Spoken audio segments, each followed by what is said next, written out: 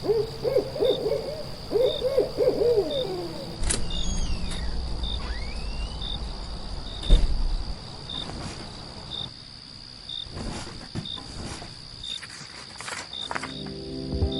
listeners, you're listening to the Midnight Readers podcast. Grab some tea, a midnight snack, and cuddle up in bed as we dive deep into today's most popular fantasies, sci-fi, and mysteries. We're your hosts. I'm Lily. I'm Brittany.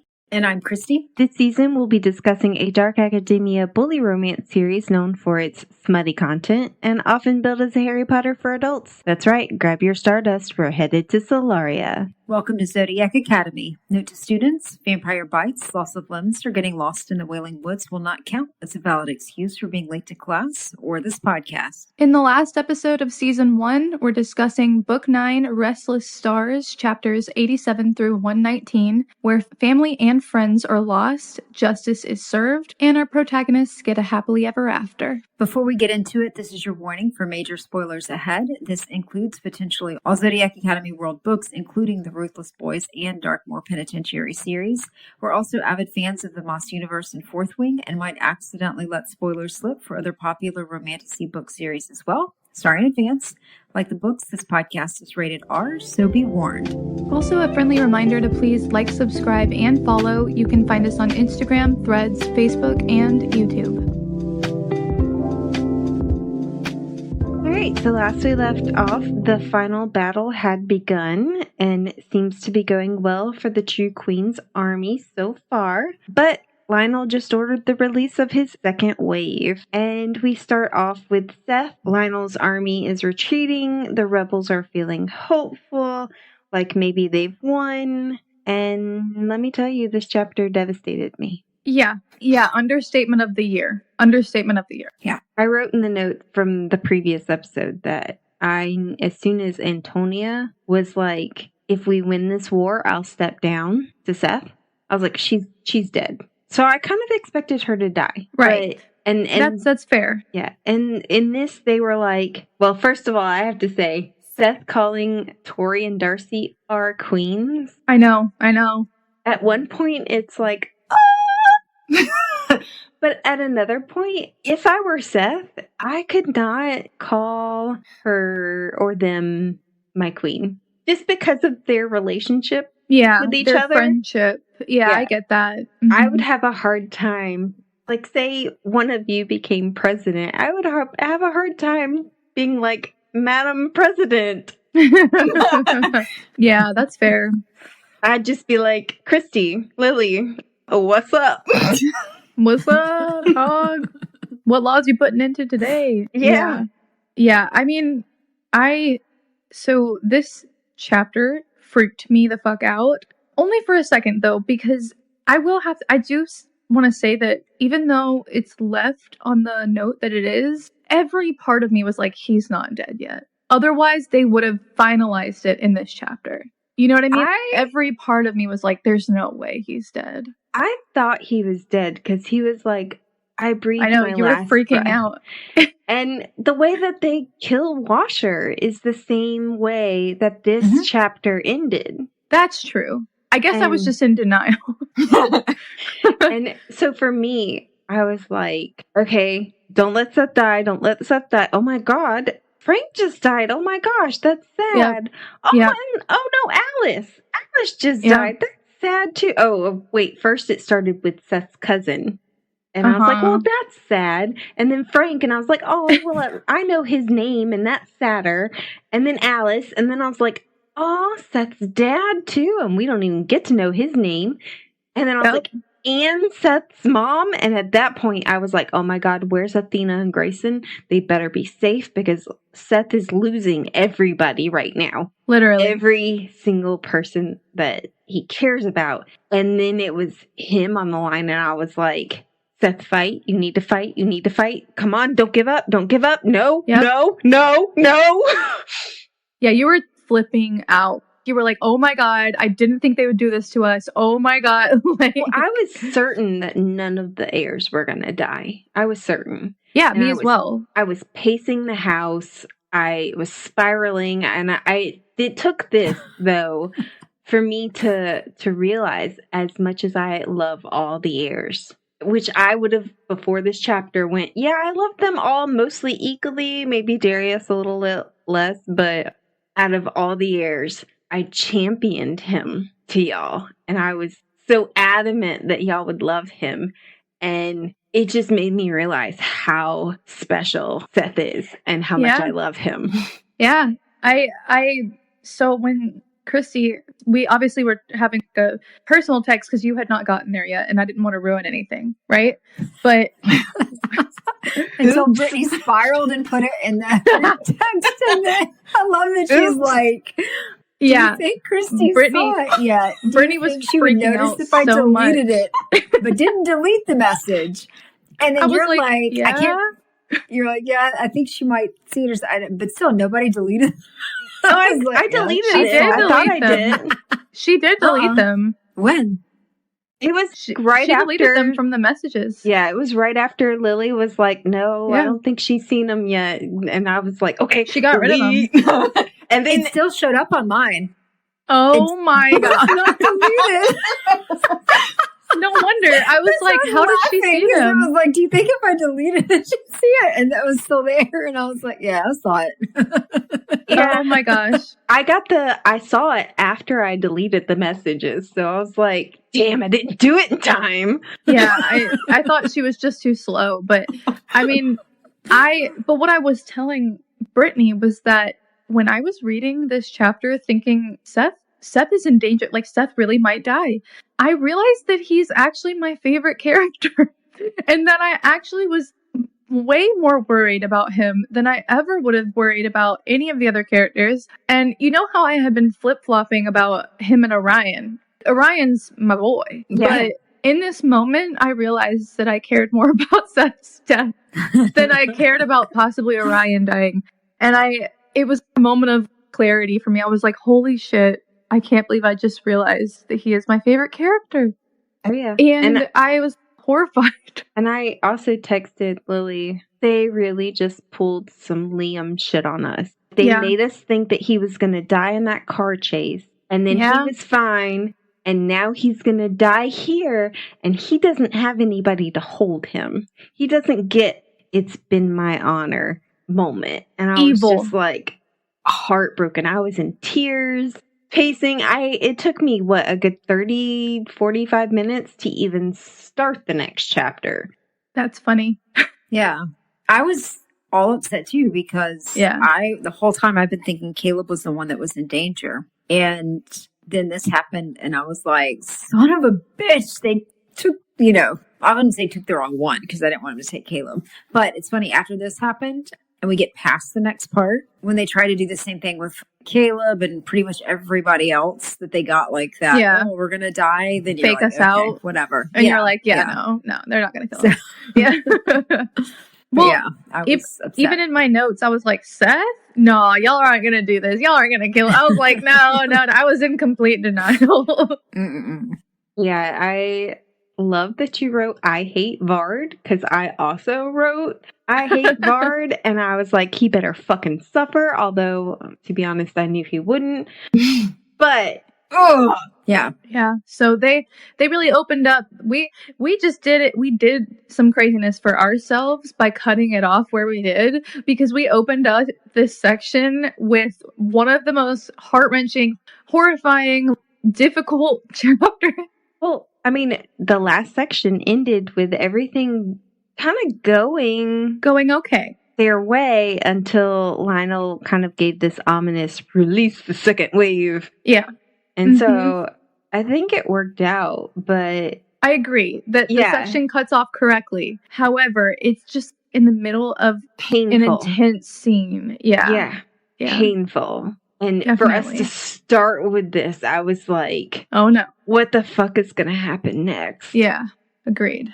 So Tori also, we do find out that Seth doesn't die because Tori falls out of the sky and lands on a bunch of dead bodies, and one of them was Seth. He was buried under the bodies, which is awful. And in the moment, I was like, "Tori, save him?" ? Yeah, but she does heal herself, and she starts to heal Seth, but it also prevents her from saving Milton, because Milton is fighting this beast, right? And Bernice dies, which was also painful because I loved her in book 3. What was it? 3? 4? I don't remember. I can't remember which book, but yeah, she's great. I loved her when she first started, and I mean, we didn't really get to know her, but her and Milton were cute together, and then she dies, his entire herd dies, and then he also dies, and I'm like, in a really awful death, I feel. Stupid. His scene was kind of tough. Not only is it tough because Tori can't get to him in time, and it honestly was a really dumb way for him to have to die. Yeah. I was angry with this one. I thought it was complete bullshit. And where did she get this ring from? That's another one of the things that it's like, was that mentioned? She said that the Ascura clan gave it to her. I know, but that's not mentioned before this. Yeah. It's just pulled out of her ass. Yeah. Random. Should have stuff like that should be implied. It's okay to have it every once in a while. Obviously, the reader doesn't have to know everything, but it feels like such a cop-out. It would have been 2 seconds before they all went to the battle, Dante coming up to, the twins and saying, here's these little rings that they will protect you. You'll know what to do with them. Yeah, exactly. But yeah, no, she's wearing rings that protect her from venom. We're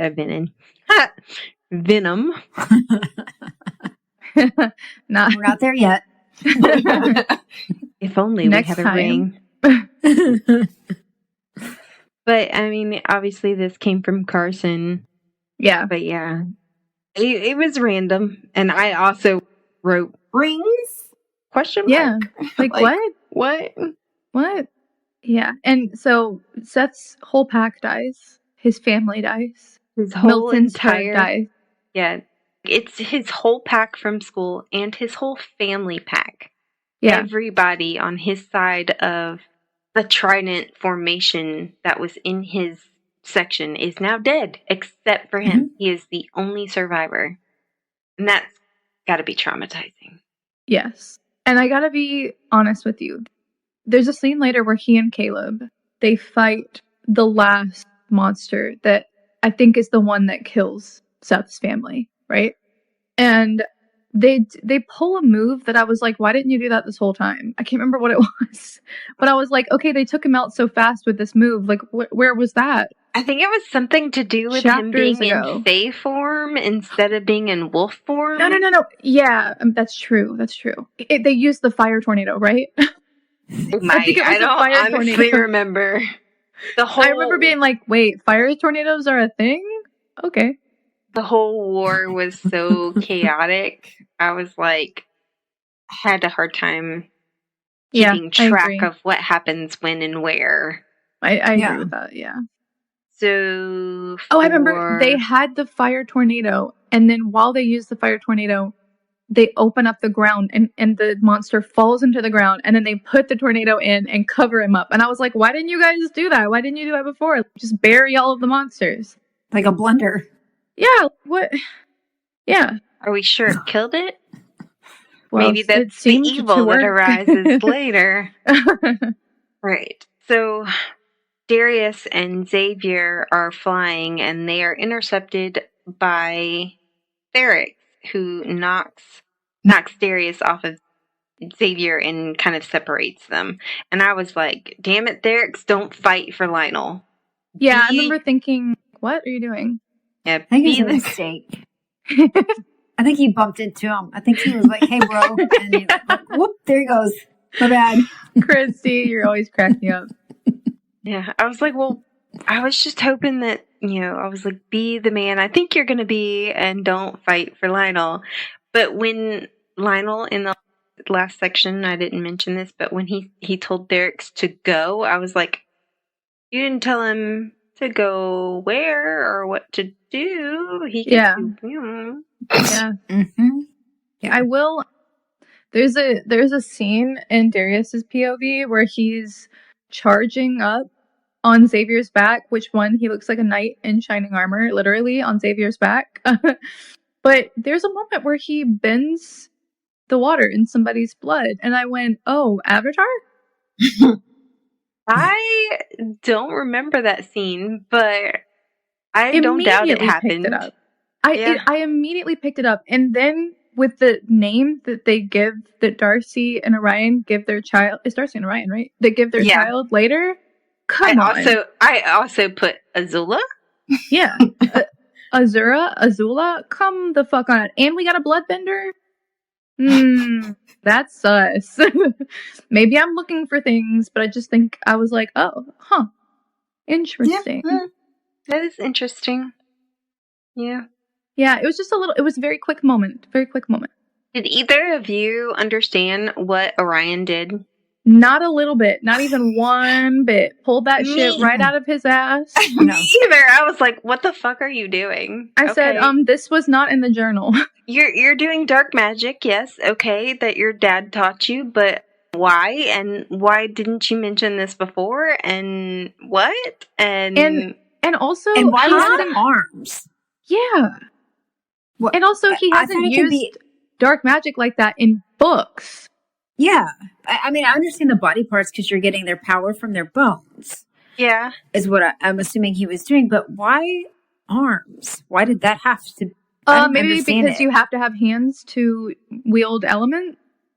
I thought it could be any bone, though. I thought it could be any bone, too. I don't know, man. But he came back with a fucking pile of arms like they were wood stacks for a fire. Maybe they were easiest to pull off, but... That's nice. Yeah. He did say this was a magic that we've never seen before because it was too risky to do. And I was like, well, then why the fuck are you doing it now? Again, why? Just one more thing we have no idea about until they just drop it on us in this war. And I'm sorry, I'm going to beat that over the head.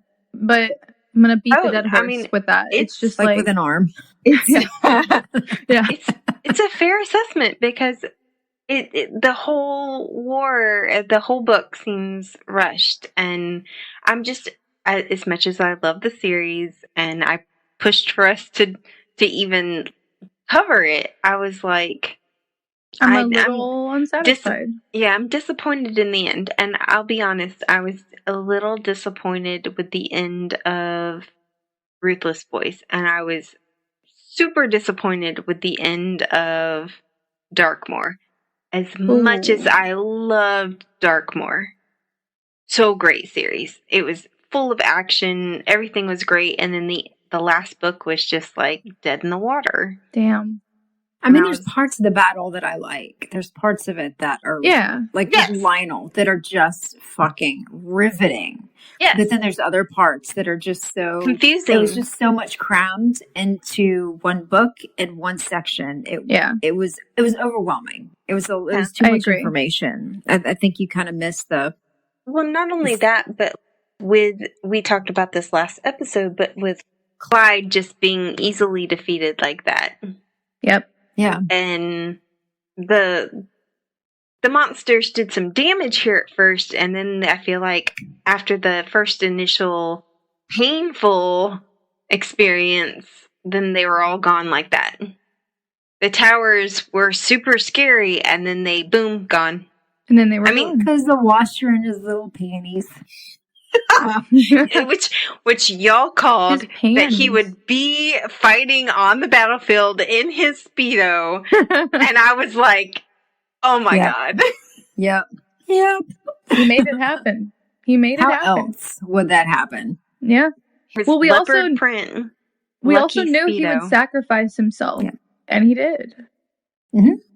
Yeah. Yeah. In a blaze of glory. Was not sad to see him go. And then he came back. I made Johan listen to the opening of that chapter. Yeah. So that he could hear what I was dealing with in that moment. Yeah. But I love that all of Lionel's children have turned on him now. All of them. Yeah. Yes. I love when when he is, Darius is talking about going and beheading him. And he said, I was thinking this morning how much better he would look without a head. It would match with his missing hand. Yeah. And they have like a moment. Oh, they did. I loved their moments together. And then later on, he calls him my other brother. Yeah. Oh, very cute. So sweet. Yeah, I like that. So Caleb also gets to ride Dante. Oh, yeah. And yes. They have a fight in the air together. Mostly because Dante saved Caleb's ass. I will say, well, leading up to this, we did skip over it just slightly. Orion gets crushed after he does that necromancy move. Yeah. He's crawling towards something. I don't even remember. But at the end of his chapter, he's trying to get blood. Yeah, that's right. He's so injured, but he is still dragging his body through the dirt, trying to... It's actually so sad, and the image of him doing that literally broke me. I was like, oh my god, this is so bad. I was glad he was alive, but I was like, I hate that he's dragging himself. To be honest, his entire chapter was one of those chapters that my ADHD brain... or my autistic brain, whichever one wants to take credit for it, couldn't really process. You think? I think it was so overwhelming. You were just like, I don't know what's going on. I think we'd had so many chapters by then that ended with somebody about to die that it was kind of like, it was a little overwhelming. And I think when he started crawling, I was like, hold on, Darcy will be with you in a minute. Oh, no. Well, you know he's not going to die. He's going to be fine. Yeah, no, absolutely not. I knew he wasn't going to die. But... yeah, and then, which, brings us to Geraldine, too, where she's flinging her fuck around. And I could think of was usually you don't give a flinging fuck, but she gave a flinging fuck. Jerry always does. And that's what we love about her, right? Like, she cares too much. But Justin Masters is still there, and I feel like for just a second, he accepts Max as hers and his presence there, and as a member of the team for just he's still a evil. Second. No. Yep. He's still evil. Yep. I knew when I was reading this and I saw him sacrifice himself, I thought to Christy. I thought of Christy in my head and I said, Christy will have my back on this. Fuck Justin still. Fuck Justin. Fuck Justin. Absolutely. I mean, let's say he motherfucker tripped or something. He didn't sacrifice himself. He sacrificed himself, but at the same time, get it. No. He sacrificed himself, but at the same time, he did a shitty job of it because she still almost died, and Max had to sing her back to life. Useless sacrifice. As from a useless character. Yep. All my homies hate Justin. Yep. Justin is evil. But I knew you'd have my back. I did love that her parents came to see her as she was dying, and I think I texted Lily and I was like, this motherfucker just sang her back to life. What can't he do? Literally. And okay, when she started seeing her parents, I thought, she's not going to die. What? There's no way. And then I thought back to how Seth didn't even get to see anyone in the veil. And I was like, maybe she's got one foot in the veil. No, she's not going to die. You know? Yeah. I was very back and forth with it. But, yeah, Max saves her life again. Beautiful man. Mm-hmm. Singing siren. And I love that you Splendid pointed out. Salmon? Well, we got the picture of the underwear from Christy, or at least I did. Yeah, Christy. I was reading the audiobook, so I didn't get to see it, and those are some of the things that we audiobook readers get to miss out on. And Washer's underwear. Yeah, his little title page has his name and the underwear underneath. You know what? It's more fabric than I thought he would wear. Same. You know what, Christy? Same. Maybe he just has a really fat ass, and that little what looks like it's a lot Hangs out the back. is really not that much. Yeah. Oh, but my favorite Canonical washer with the fatty. I'm sorry. Actually, then it would be up front. The ass cheeks are bare. They're flapping in the wind because there's a That's string what I'm back there. saying. So if it's coming out the front, then he is built like Leon. Oh my God. That would be crazy. Oh my God.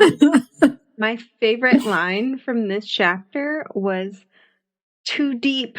I never thought it would ever be something I said, but it was too deep."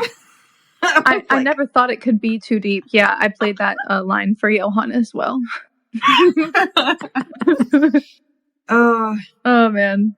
But yeah, so in his chapter, we learned that Nova and he end up dying, and after okay? Here's what I want to know: when he's dying, right? He's got his little tushy on the throttle and he is humping it like there is no tomorrow, which for him there isn't. And who is literally going to stop him? At that point, wouldn't you go like, nope, I'm done. I'm not, you know, it's all yours. He's got a reputation, you know?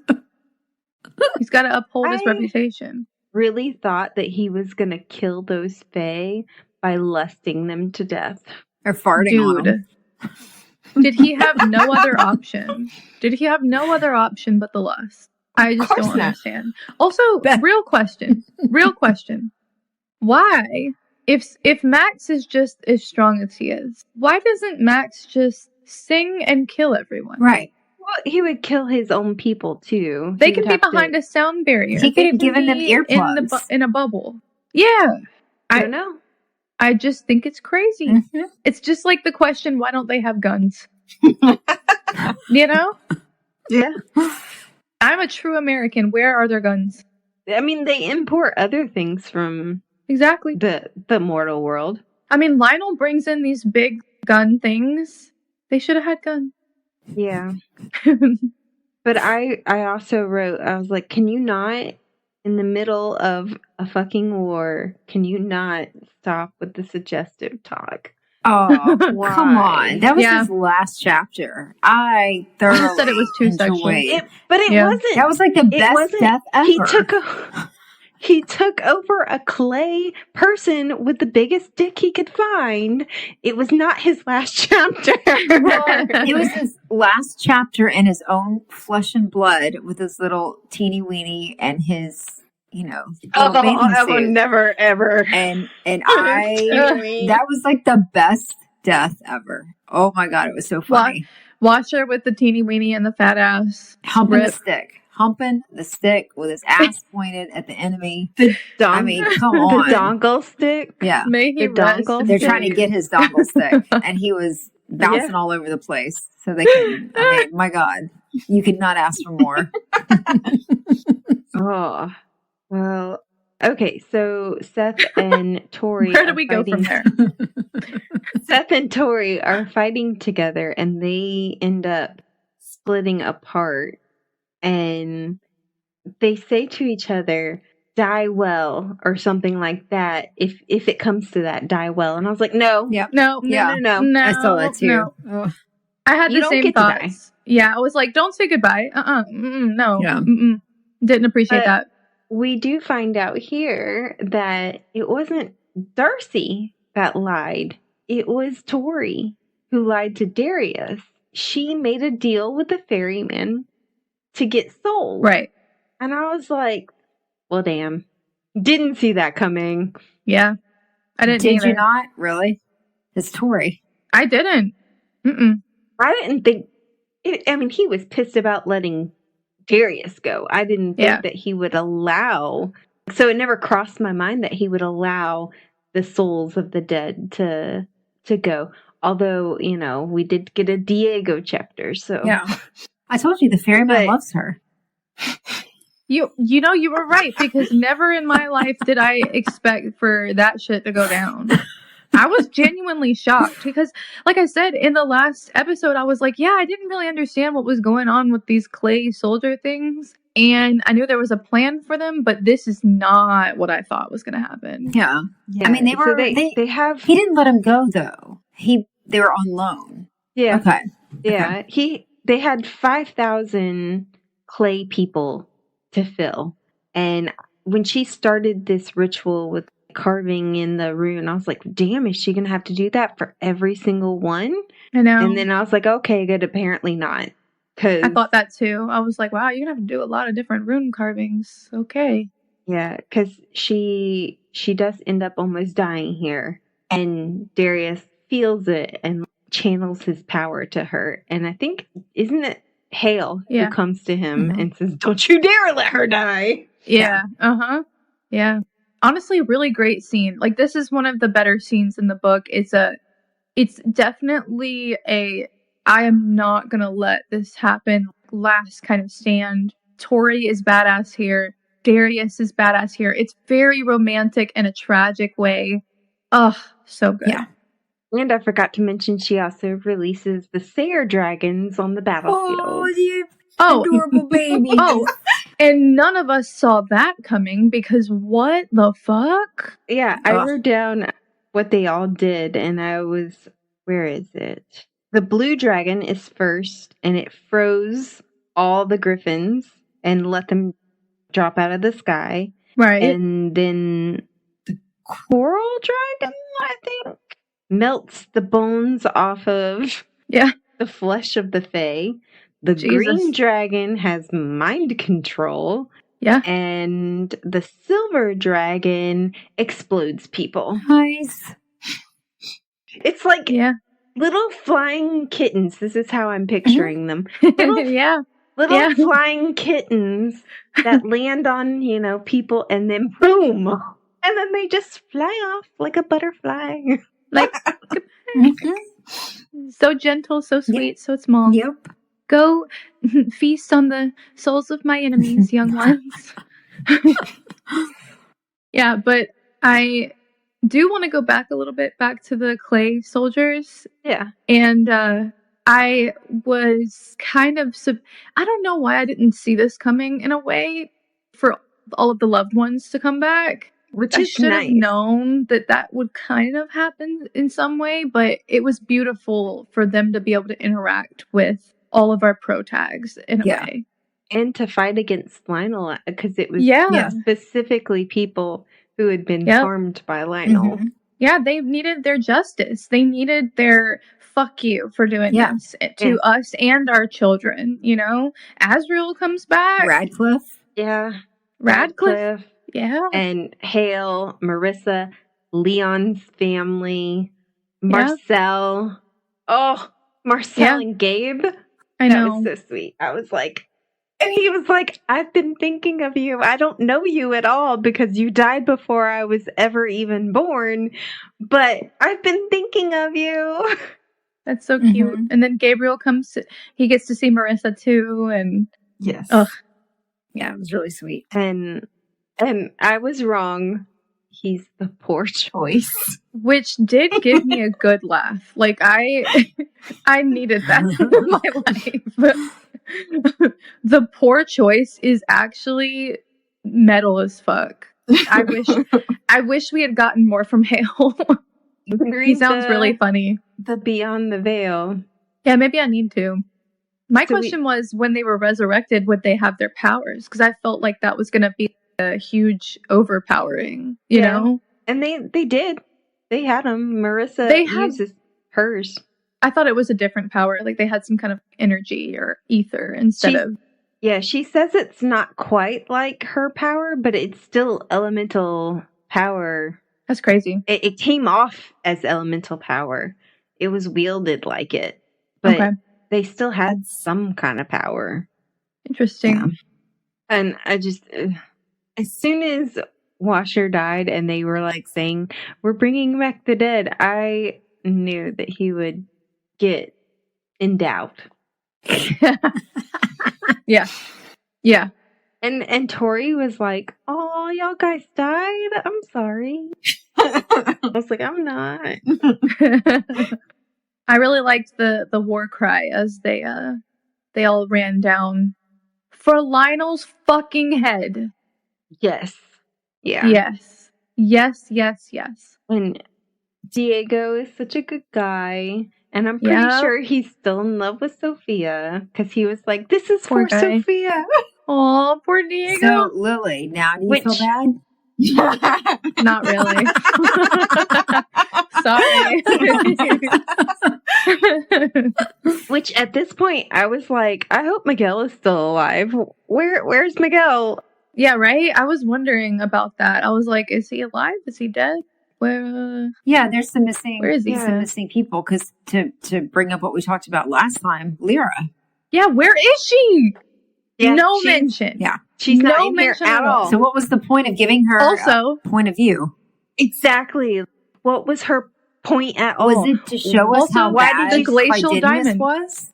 Because we know that Clydenius chose her because she's empty. Is she empty? Is she still empty? Did she fix that? Yeah. What does that mean? Why was she brought in? It's just like, what was the I feel like it's unfinished. Yeah. Yes. And what about the glacial diamond? They did. Where they was did that? say that it could not be used in war. That's not what it was for. But they have to use it though. They said that they had a mind. They had something in mind for how to use it. Oh, though. that's right. And I was thinking, oh, maybe it's an illusion. Maybe it's to keep, I don't know, blind somebody. Yeah. I was just like, there's got to be something. And then there was nothing. Yeah, I don't remember it ever coming up. I mean, we could have missed it, but I don't remember it ever coming up. One of us would have caught it. We could have. That's what I was thinking was maybe I missed it, but I thought one of you would have caught it. I don't remember anything. Yeah. And I love that Lionel here is sitting there like, where's my Clyde? He gone, bitch. He's dead, bro. He's gone. Oh, I also, at this point, chapter 99, my notes, I wrote, fucking Lavinia. Where is Orion? Where is Hadley? Where is Melinda? Where are people? And we don't get to see them really either. No, I mean, we get to see Melinda and Tiberius at the end at the coronation. But, okay, what happened to them? Does Max overthrow Tiberius the same way Caleb overthrew Melinda? You know, I was surprised more didn't happen with Max and Jerry besides just them getting married. Like, I was expecting more of a closure on their story. So, yeah, what happens? What happens? I guess we're to assume that they all took over as counselors and that all of the other previous ones stepped down. Yeah. And is Xavier the fire counselor since Darius is the king consort? I assume so. I feel like he I don't know. is maybe somewhat deserves it now. I feel like with this war he has. You looked like you looked so pained saying that. Well, I was gonna say like you had sour candy. No, you're like no sour. I feel like he does. I was trying to really think because I feel like he did earn it. I feel like he did a lot better in this one. I think he still got a ways to go, but I could definitely see him being an effective counselor. I think so. Yeah, and we got a lot of Dante. Yeah, we did. Some and Leon, but what about Carson? And we know it. We got Gabriel, although his whole role in this war seems to be to make clay people. Art project. You would think that they would have him doing more with his site. Yeah, not just his site. He was the most powerful person at his school. There, another good reason. Yeah. And he can fly. And he can fly. Yeah. He can fly. And we only had Dante in the sky as far as I know, and the twins.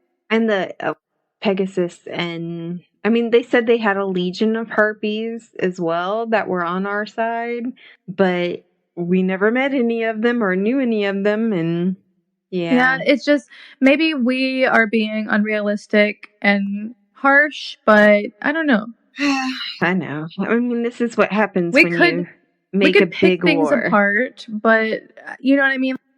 We could pick things apart, but it's just we've read a lot of books. This whole scene reminds me of Endgame Avengers, Last Battle versus absolutely.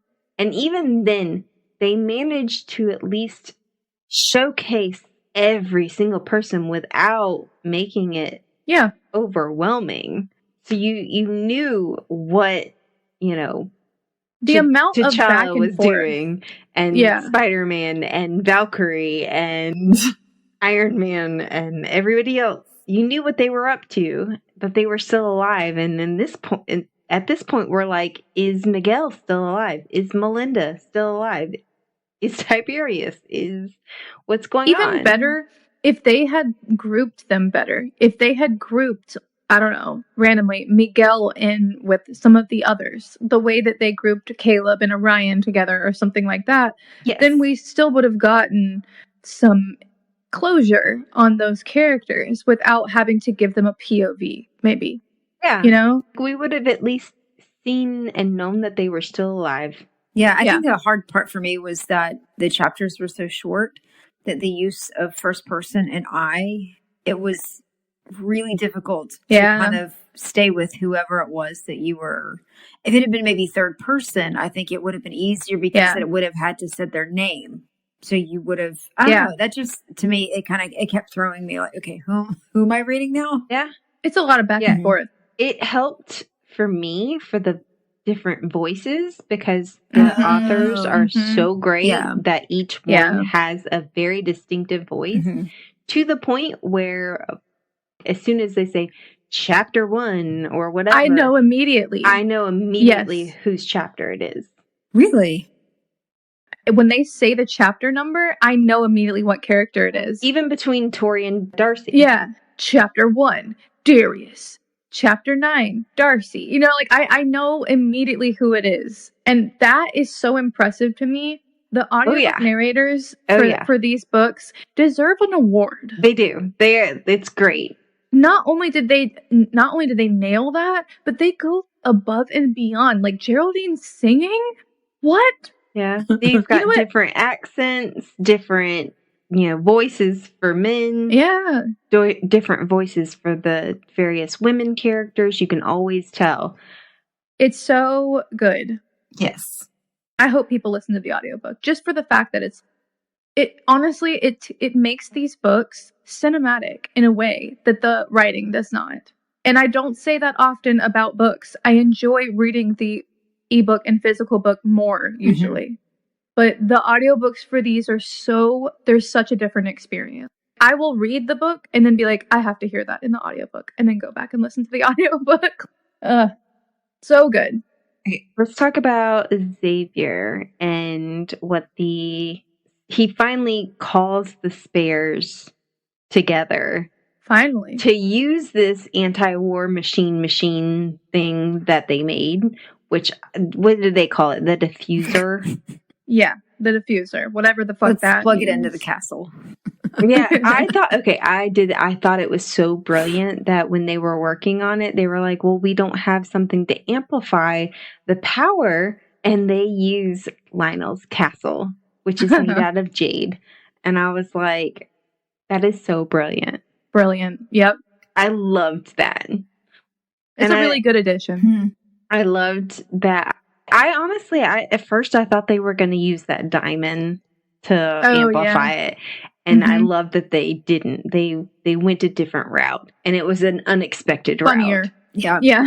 Justice.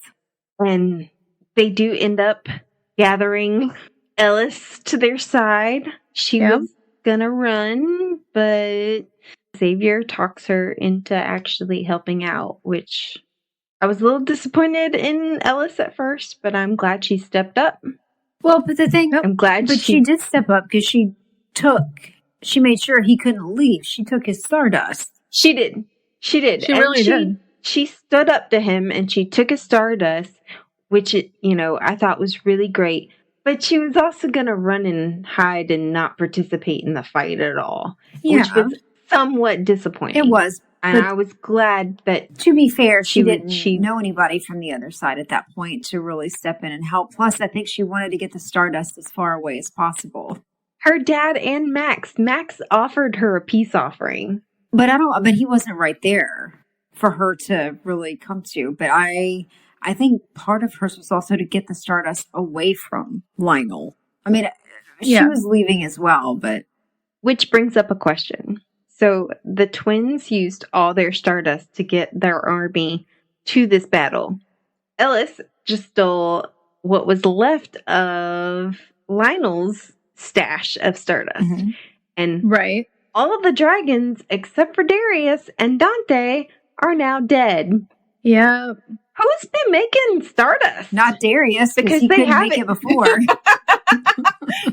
They have it in the after epilogue. Maybe Dante? I I don't don't know. if he can because he's a storm dragon, though. Well, maybe there's dragons in not Solaria, but wherever Dante and Leon and them are from. They're from Solaria. It's just a city in Solaria. Okay, my bad. But you bring up a good point. They could be What? there could be dragons in Grandpa's Yeah, there's dragons country. elsewhere, right? I guess. What were you laughing at, Christy? You're like, yeah, my bad. I don't know, just the way you said it was Yeah, funny. okay, yeah. Okay. So one of the showdowns that I was most looking forward to was Geraldine and Mildred. Yes, I was waiting for that one. And honestly, I feel like it was pretty worth the wait. I really enjoyed this fight. Just for the pure fact that Geraldine got up and rode on Mildred. Yeah. I was like, yes! For the win! Also, yes, absolutely. And it's the most brutal kill. Fucking killed it. It was very Ice pick to the reminiscent. brain. Mhm.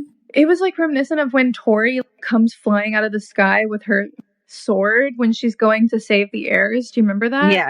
Yeah. That's what it reminded me of. And also, I want to give some kudos to Jerry for her Testudo style Roman phalanx looking formation that she's got going on with the shields. Everyone moving in a perfect power sharing shield order. I was just like, wow, okay, I see y'all. She's definitely a general. Yeah. And I like how she tells Mildred. She was like, Max, take the helm. I like how she tells Mildred that she keeps her promises and she promised to kill her. Fuck yeah. You asked for that, bitch. I liked the fact that she was like, at least my Brendas are strapped down, otherwise they would take my eye out. Yeah. I was Classic like, Jerry. Yeah. Don't even have the breastplate, the nipple plate anymore, but your Brendas might take somebody's eye out this time. Your brain does. For Angelica, too. She did it for Angelica. Yes. So Angelica My heart. finally gets some revenge. And Seth is really feeling not great. He's really been traumatized. And him and Caleb finally get together and they do kill that monster, which I love them together. But Yeah. my poor He's baby like, don't Seth. let this break you. I know. I was so proud of him for continuing on. And Caleb's like, you're so strong, don't let them break you. I was like, I love them. Yep. And then they did the tornado of fire, and I was like, why didn't you do that this whole time? Darcy and Lavinia. Here we go. So good. Literally, her phoenix, which Lavinia almost took away from her, eats her. Fuck yeah. I was like, damn.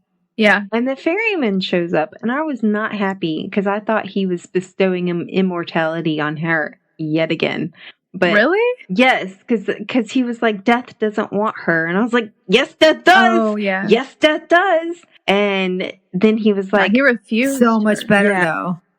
now Yeah. she just won't exist ever. Oh, She doesn't get an Yeah. afterlife. She doesn't get a life. perfect. Gone. Ferryman again Eaten. for the win. Yeah. What did y'all think about this scene? I loved that Orion was there to support her. I did think it was really badass the way the scene played out, and I was getting mad at how fast Lavinia was healing herself. I was like, no, this bitch cannot. She has to die. I was like, it's time. And when the ferryman showed up, I was like, damn, even death refuses her? Like, this is good. Although I was a little bummed that Orion was like rooting for her while he was in the corner dying, and I was like, go save Yeah. him! Yeah. Ah! But it was good. It was really good. And from the first line for the ferryman when he shows up, you know something is about to happen. So I knew he was going to take care of business. I just didn't know quite how he was going to do it. But even Darcy's part, I was like, damn, this was the fight that I've wanted to see all along. Yeah. It was good. It was really good. It was very Bellatrix of Lavinia to be like, dead, your mate is gonna be dead. Yeah. And after she's gone, for some reason, everybody thinks the war is over. I was like, I thought that too. I was like, what about Lionel? Yeah, I had the same reaction. I was like, wait, because nobody respects Lionel. The only time anybody's ever afraid of him is when he has some sort of weapon to wield, and Lavinia was gone. They knew that after that, there was nowhere he was going to be able to go. They knew.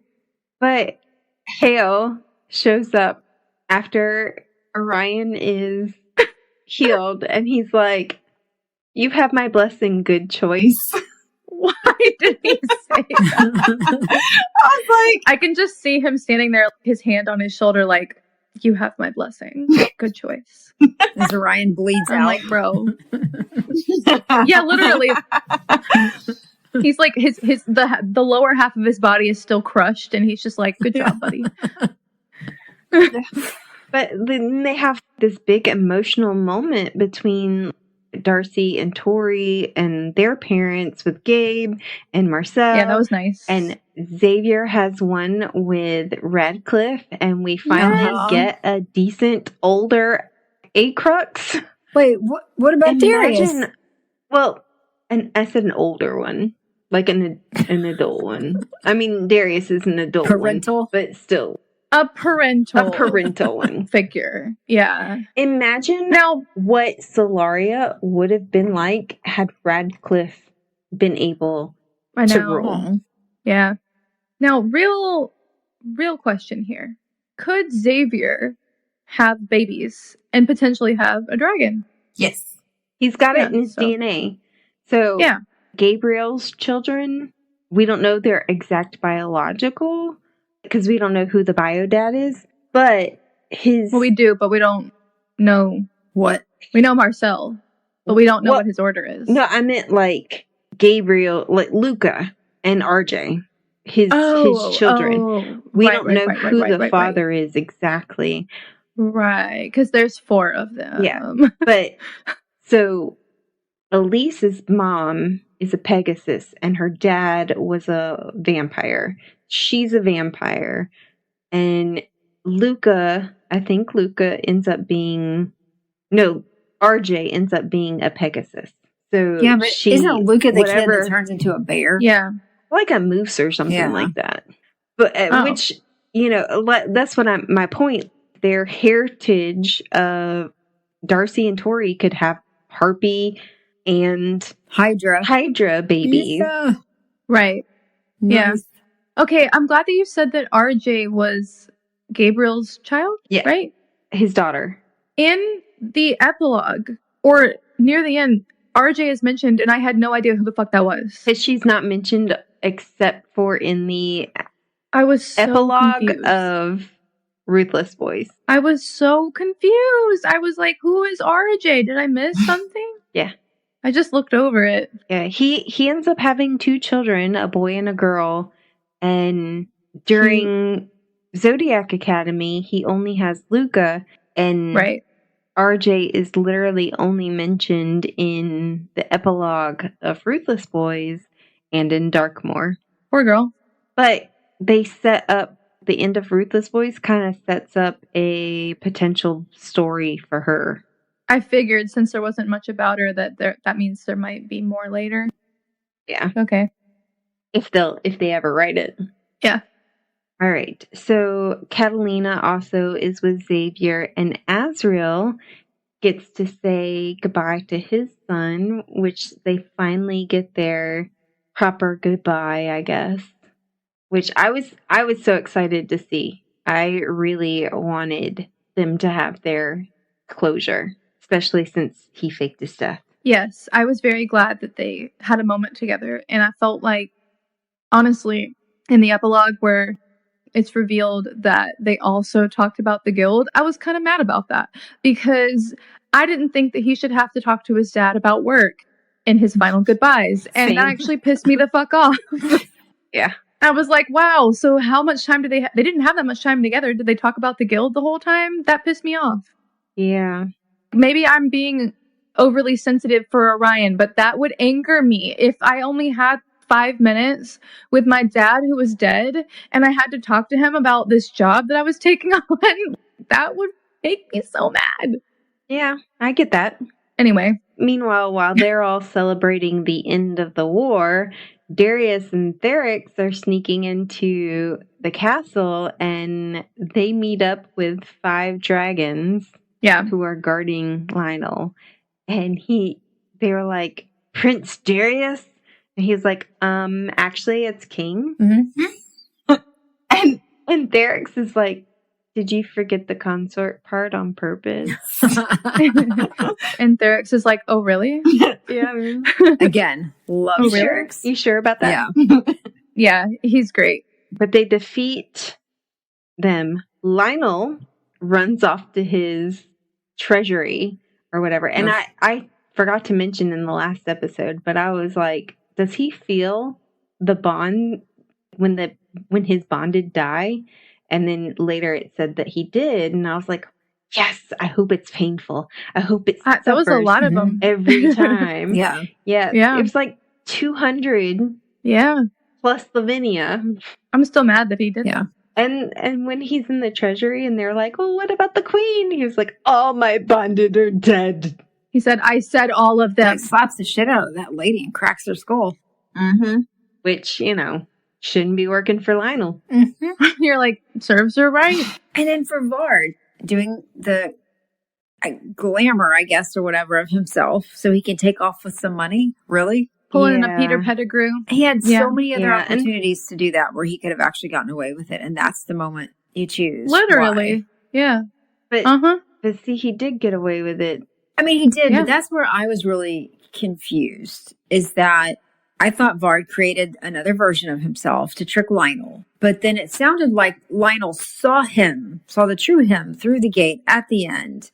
He did. But then he ends up saying he was somewhere else and it made it sound like the trick worked and he thought the other one was also Vard. I don't know. It was very confusing. So the trick was not for Lionel. It was for the twins because Vard, it turns out he's actually a decent seer. He's not great like Gabriel, but he's a decent seer. He just didn't always tell the truth about what he saw. And so he saw Lionel's future as, him burning. So he didn't matter what Lionel saw didn't matter. But all he saw for his own future was the queen's sentencing him to death over and over and over and until he came up with this plan to make the queens think that he was dead, and if they thought he was dead, then they wouldn't search for him. So he took the Nip's eye, made him into himself, and then it didn't matter that Lionel saw him. And when what Lionel heard that he thought was Vard was when they killed the nymph, he screamed and he sounded like Vard. So Lionel thought that despite him going through the gate, he was caught. Okay, then that makes a little more sense then. Okay. Yeah. Unfortunately, he shows up in Darkmoor, so I knew that he would get away. Now, his eye that he stole, would it work the same since the shadows have been cleansed? That is a good question. That's a good question. I wondered that as well. Yeah. I was like, why is he stealing an eye if it's different now? I mean, maybe it still helps him see, because Gabriel still can't see. Maybe it helps him see the shadows. Yeah, Gabriel still can't see the future that involves the shadows. So I'm guessing the eye will help him see the future that involves the shadows. I just wish I remembered what happened to him in Darkmoor. Well, in this one, it's I hate Vard, but I love that he shames Lionel when he's running off. Yeah, it's a good part of the chapter. He was like, you thought I was this weak, sad little creature, but here I've been fooling you this entire time, you fucking lame Lionel. Yes, that's what I can't remember where I put it. On one of the things earlier on, I put that I wanted them to have a lame Lionel day, that I did not want them to kill him. I wanted them to keep him alive and imprisoned in the most humiliating way and have a lame Lionel day every year to celebrate his failures throughout Solaria. They could have toys and games, and he could be put on display as they're doing all this. And I think that would be a fantastic end for him. The only problem with that is the fact that he could potentially, like his helper, people who believe in him, could help him escape. Yeah. Cut off his hands. I think... Cut off the other hand. He had to die. Yeah. I think his ending was pretty satisfying, honestly. But then they did do a lame Lionel day. They did. They do. I was laughing. They I do. was like, oh, nice. Yearly. So I got the dragon who burned. Mm-hmm. Very silly. But I love the fact, and they literally have this day in order to prolong Lionel's suffering in the afterlife. Yeah. Which is great. Yes. Yeah, it's great. Next level petty.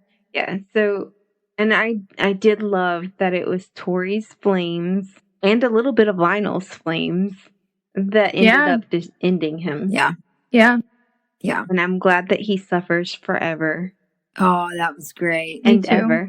And he begged. He fucking begged. I love the way that they framed this last scene with him, where he's running down this hallway or running through these tunnels, and these people who he's hurt in his life are coming out of the woodwork like, oh, hey, buddy. Xavier gets to fight him. Caleb and Seth get to fight him. You know, Jerry comes up. Darius is here.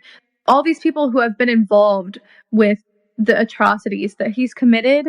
And it was kind of like they were playing with him, you know, messing with his head. And it was like, we're cornering you. You can't go anywhere. It was such a good feeling ending, the fact that he throws fire at Tori, I literally wrote, Tori's fireproof, you fucking idiot. Or I put bastard. Well, what kills me with this is that as he's doing the running, he fucking says, I am a king. I run from nothing. As he's running. I know. You're running now. He's so delusional. The way he's written is so delulu. I know. That's what I was saying too. I mean, even when he talks about hilarious. the corruption. I was reading it and then laughing. Well, when he talks about the corruption of his sons, when he talks about people betraying him, and it's like, oh, that's like, you. Radcliffe, you turned against me? You're fighting against me? Yeah. But we're family. Yeah. Oh my God. Yeah, I was like, bro, please. You killed him. You killed him, yes. You killed him. And not only did you kill him in an unfair way where you trapped him in bed. And how could he hurt me? I'm his family. You killed him, you fucking crazy asshole. Yes. Yep. Wow, the delusion. Yeah. But with Lionel's death, the war is over. The twins are now officially queens for everybody and not just their little rebellion. Yeah. So what happens to those fucking people? If they followed Lionel, are you kidding? Really? I'm sure unless they participated in the army, they probably got forgiven. Oh my God. Yeah. So we get the twins' coronation, and I don't know what the fuck Darius and Orion are wearing, but I'm picturing the Nutcracker, the way Tori said. Yeah, that's how she described it. Yeah, I was like, this red pants, really? Is it supposed to be like the soldiers who stand outside Buckingham Palace? Yeah, very, very silly sounding. Yeah. Honestly, I didn't really need to read their coronation, but good for them. Yeah, I did like to hear that Eugene and Cordette were part of the guild. Yeah. They got me included. Too. I was so happy for them. Everybody else, I was like, duh.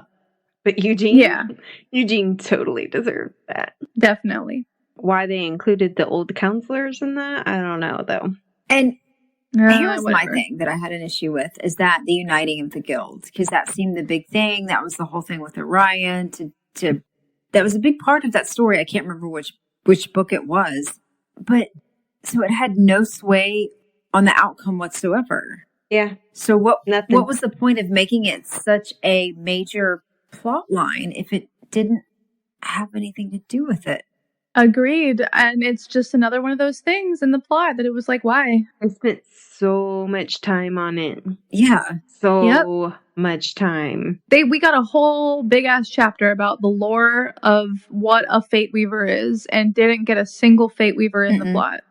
Yeah. It's in the epilogue. Yep. Yeah. But here, at least, Tori gets her wish. The stars no longer have any say over what she does forever and now and more. Good for her. In the year later chapter, which has some timeline issues, but it's Darcy and Orion's wedding, and literally Darcy is getting ready at her farmhouse that she and Orion bought, and I was like, you called it, Christy! They're in a farmhouse! She did. She called it. Which is epic. I was like, damn! Yep. But yeah, and then here's where I was like, okay, so if there are no more dragons, then how in the world did they get Stardust to be going?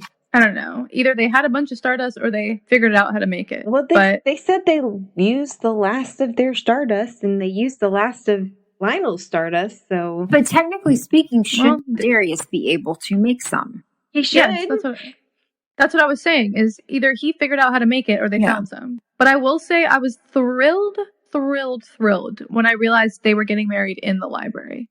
Absolutely lost my mind. Why the fuck did Arnold get to stay? His ass should have been fired. Literally, I put Arnold rolling eyes emoji. And then, he's really good at protecting. Yeah, I was like, she bought Orion the Library of the Lost? She bought him a library full of rare, priceless books? Damn. And then Arnold, rolling eyes emoji. Yeah. Before and after that I was like, because Arnold's so happy. He does not deserve to be happy. He deserves to be fucking miserable. Yeah. Yeah, what a dick. Okay, so here's my problem with this chapter. Darkmoor takes place 5 years after the end of the war. It was made perfectly clear to everybody who read Darkmoor that it's been 5 years. And yet in this, it's only been 1 year since the end of the war. And Rosalie didn't come to their wedding because she's in Darkmoor. So here's my question, because you brought this to me when we were finishing it up. Does Darkmoor start with Rosalie getting into Darkmoor, or does it start with her already in Darkmoor? It starts with the crime that she commits to get into Darkmoor. Ah, interesting. Yeah. So she should have already been... So, yeah, they fucked that up. They fucked that up. Yeah. For sure. And how come Lionel's death doesn't void that whole thing? I don't know. Because it's stupid, because they had to write another series. That's the answer. The whole thing is that he can't be pardoned or released. He can either live out his full sentence or he can escape. But nobody's ever escaped from Darkmoor until Rosalie. Right. Because she did. Oh, of course. Yeah, that sounds fun. Yeah, it sounds fun. I'm not gonna lie. And see, so when I think it was like a couple of episodes ago, but I said this time around, I was like, oh shit, I almost let it slip that Vard was in those books, because when we were reading the series, I paid a lot of attention to his monsters because they show up in Darkmoor, and I was like, oh, I almost slipped there. I see. I was like, oh. But yeah, sadly, Vard is not done with his monster-making ways. So Darcy and Orion get married, and then we see them have their lame Lionel day. Yep. Yes. And 7 years later, and Tori is pitching a fit because she just learned from Gabriel that she's having another set of twins, because they already have twins. I think I'd be throwing a fucking fit, too. she's like, this is your dick's fault. Your dangerous dick. First of all, I'm thrilled that they have so many children. We talked about this a little bit, about how we said that I thought she wouldn't have kids because I didn't think she was the type. I didn't think she'd be a bad mom. I just thought she wouldn't have kids. Well, it turns out she has 1,000 kids. So there goes that. We know of 7. Yeah. And they're all sets. So I have a feeling, and by the way, the twins do come from the father's genes, I'm pretty sure. So Darius, good job, Darius. Yeah. The best chapter, though. Oh my god. The best chapter. Seth's. Guys. Guys. Died. The fucking laugh that left my body when I read that that Seth was like, maybe he wants to break me like a Bronco. I'm gonna cry just thinking about it. I was like, oh my god, is he dressing up like a Pegasus? Caleb is gonna lose it. And he and Caleb comes in and he's like, at first he's like, oh my god, you shouldn't have done this. I'm not into this. At first he is a little angry. He sure as shit was into it later. I hate this rumor. Yeah. The next morning, things got a little weird last night. He was like, I might want to do it again. I would do it again. Only because it's you. Only because it's you. Sure, Cal. Sure, Cal. It's like, I'm not into that, but I am into you. So, I'm just dying. I appreciate the authors for throwing us this bone. Especially since Seth knew from the beginning that Caleb was not into Pegasus. He knows that the twins started that rumor. And he just decides that maybe he doesn't know. Maybe he is into Pegasus. Seth knew there was something there. There was something there he could do. Oh, mm-hmm. He knows his man. This was one of the best chapters. And to have it end with them, they had surrogate moms. And they now have 2, I guess, twins of their own. Yeah, very sweet. And Seth with his, don't tell us whose is who. I was cracking up when he was like, I won't tell anyone. That obviously doesn't mean our friends, though. Yeah. So I won't tell anyone. Yeah, I won't tell anyone. But that anyone doesn't mean everyone, right? Oh my gosh. Oh, but yeah, but I think... Christy, what did you think about it? Oh, I was just enjoying y'all's take. I wanted to sit back and enjoy. I thought it was good. I thought it was really good. I loved it for the both of them. I love that Caleb was happy. I love that Seth was happy too, but Caleb was my favorite. So I was really glad. And of course. Being dads was so cute. It was. They got a little boy and a little girl. And I hate the name Kale, but I know. Yeah. Seth and Caleb's baby, then he's a vegetable? I know. All I could think of was kale from Kale. Hate that. But it's the little boy is Caleb's and the little girl is Seth's, right? Did I get that? I think it's the opposite. The little boy is Seth's. Okay. And the little girl is Caleb's. Whichever one had the light hair is... Oh, wait. I think I got that mixed up because in my brain, Seth is still the blonde. Dang it. Right. Yeah, Caleb is the blonde. That will never change. In my head, Seth is blonde. You always think Caleb has dark hair. Yeah, because, Yeah. Blonde men are not, okay. Anyway. But yeah, no, I died laughing through this whole chapter until the end. And the kids, I'm glad that they got their heirs. Yeah. They're adorable. And we find out that Darcy and Orion have another baby. They have Archer and Azora, which both Lily and I noted, it's very close to Azula. But yes. What is with the A names? I don't know. They seem to enjoy them. Maybe because Azrael goes what? Oh, I don't know. Azrael, Azura. I don't know. Tori had triplets. I didn't even write her kids' names down because I was like, Yeah, there's too many. Well, you can look them up on Wiki if you want to know, just for all the readers out there. I love that Seth taught his kids to say Moon Uncle to Orion. Yeah. That kills me. Anyway, so they emerge. Azura as a phoenix, which I was like, so she's the next queen? How do you decide who's queen? Yay, Azura. They're gonna have to fight each other to the death. So Tori's twin boys were firstborn, but this is the first phoenix that they mention. So who does get that? I don't know. It's not for us to decide. Maybe the twins, Darcy and Tori, will come up with a way to decide secession. Yeah.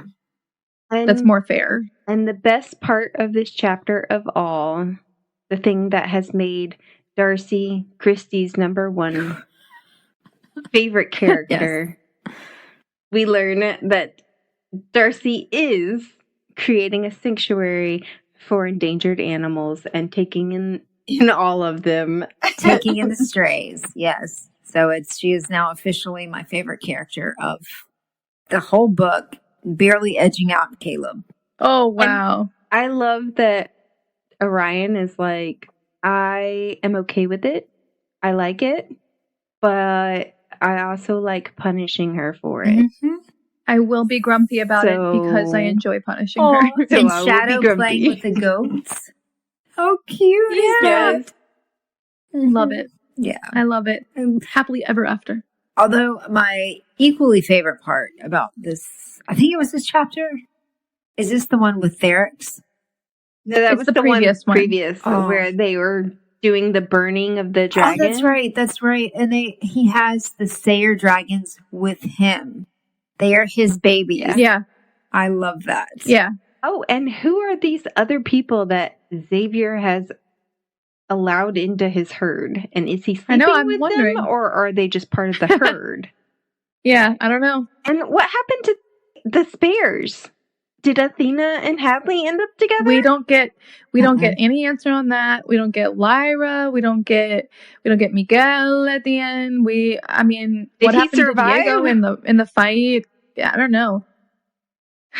There's so much that is left open-ended at the end of this book. Yeah, and honestly, we could have done without this last chapter where they're like too many years later and just before everything goes to hell again. Yeah. And literally it's just, we flew and told our parents our lives.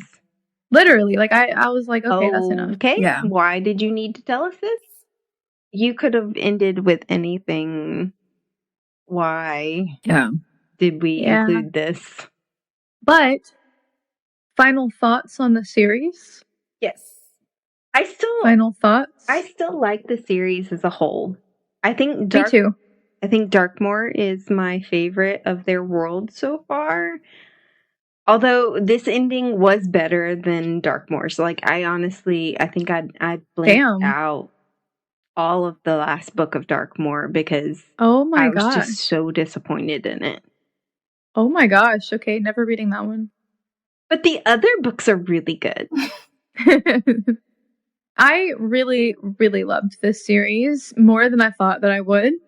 As much as we picked it apart, I really grew attached to the characters. I grew attached to what happened to them. I wanted them to succeed.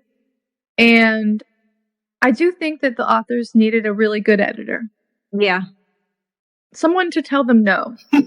But I still, like I said, I still really loved and enjoyed what I did read, even if it was super long. Super long. Yeah. Same. I really enjoyed the series. And again, like Lily said, a lot more than I thought I would.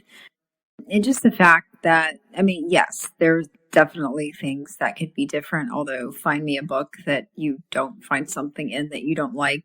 No one's ever going to agree. But they also created characters that literally had us arguing. Yeah. Yeah. I mean, I feel like it's a sign of a good book when you're that invested in your opinion on it, right? If you didn't care, it wouldn't that you be feel good. protective of the characters, that you actually get, where it is stressful. I mean, I had some weeks that it was, I was not very happy because I was so stressed over these characters. And I was like, Christy, it's a fucking book. Come on. But that's why we do this. Yeah. Right? Yeah. So would you read another book by these authors? Yes. Oh, I already bought Dark Fae. I bought Dark Fae because I have to read Leon and Gabriel and Carson. I don't know if I'll read Darkmoor Penitentiary, to be honest with you. We'll see after I've read Dark Fae if I feel like I'm going to read it on the side, but I really could not give up Leon as a character yet, and I really want to know more about him. So I would like to read that one. And I love a reverse harem. I'm sorry. I love a reverse harem, so yeah, it was calling to me. I've already read Ruthless Boys and Darkmoor. I'm debating on Neverkeep. I don't know. And then there's this other series that I don't think has anything to do with Solaria except for the multiverse aspect of it. But I'm kind of waffling. I need a break. Yeah. From them. Definitely need a break. For probably a good minute before I start anything else by them. But would you recommend, and what type of person would you recommend to? I can't say that I would recommend this to many of my friends. I'm going to be honest with you.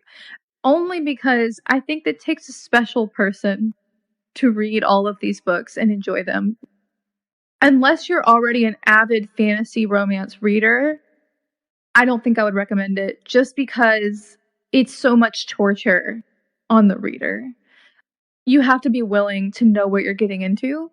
And I think a lot of people wouldn't be that patient, if that makes sense. Mm-hmm. I think a lot of people would DNF it about halfway through. You, Christy?